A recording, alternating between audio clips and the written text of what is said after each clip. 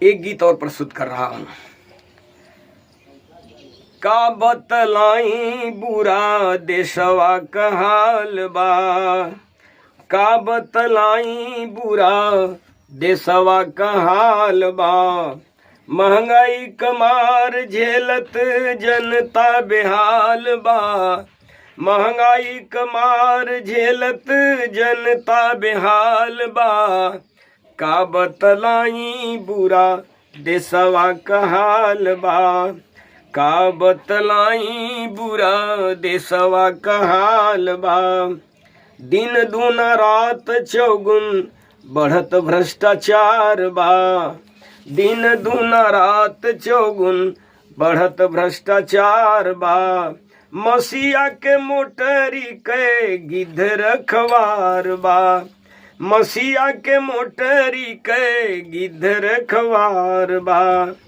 नेतन के आगे केहू का गलत नाही दाल बा, नेतन के आगे केहू के गलत नाही दाल बा। का बतलाई बुरा देशवा का हाल बा, का बतलाई बुरा देशवा का हाल बा। जाति धर्म मजहब क झगड़ा लड़ाई, जाति धर्म मजहब का झगड़ा लड़ाई। बेटवन के लड़त देख रोम भारत माई, बेटवन के लड़त देख रोम भारत माई।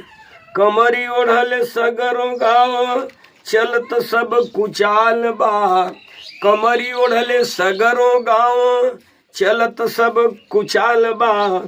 का बतलाई बुरा देशवा का हाल बा, का बतलाई बुरा देशवा का हाल बा। वो कहावत है न केकर केकर ले ही ना आ कमरी ओढ़ले सगरों गाँव, वही बात है।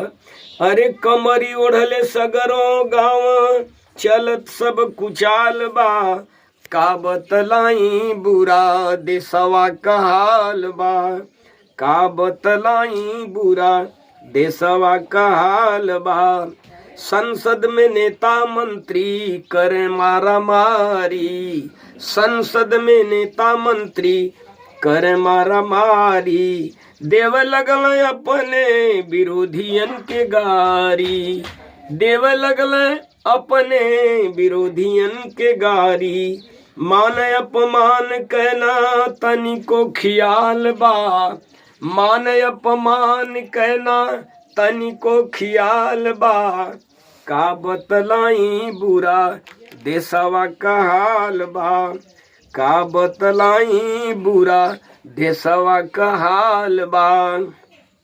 चिड़ई के खाए भरना मांस जे करे तन में, चिड़ई के खाए भरना मांस जे करे तन में। फाटत बजोर करे गुस्सा भरल मन में, फाटत बजोर करे गुस्सा भरल मन में। जेहर देखा वो हर मचल सगरों बवाल बा, जेहर देखा वो हर मचल सगरों बवाल बा। का बतलाई बुरा देशवा का हाल बा, का बतलाई बुरा देशवा का हाल बा। शिक्षा में रेवड़ी जैसे डिग्री बटात बा, शिक्षा में रेवड़ी जैसे डिग्री बटात बा।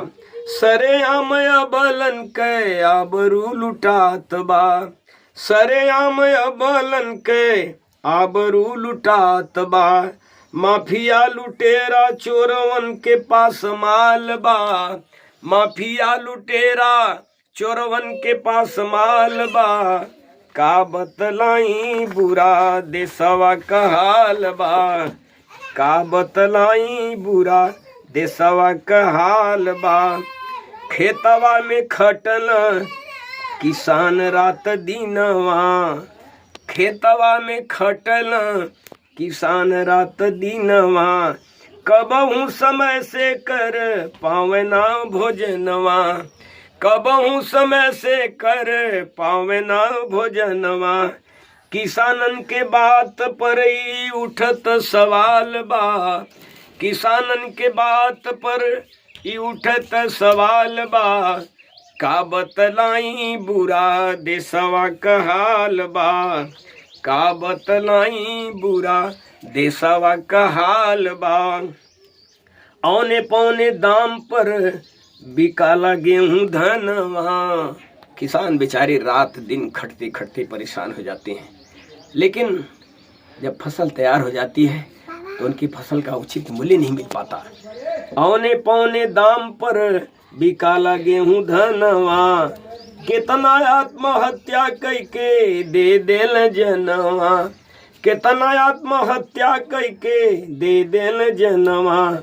खतरा बहर पल मंगल खड़ा सर पे काल बा, खतरा बहर पल मंगल खड़ा सर पे काल बा, का बतलाई बुरा देशवा का हाल बा, का बतलाई बुरा देशवा का हाल बा, का बतलाई बुरा देशवा का हाल बा। बहुत बहुत धन्यवाद।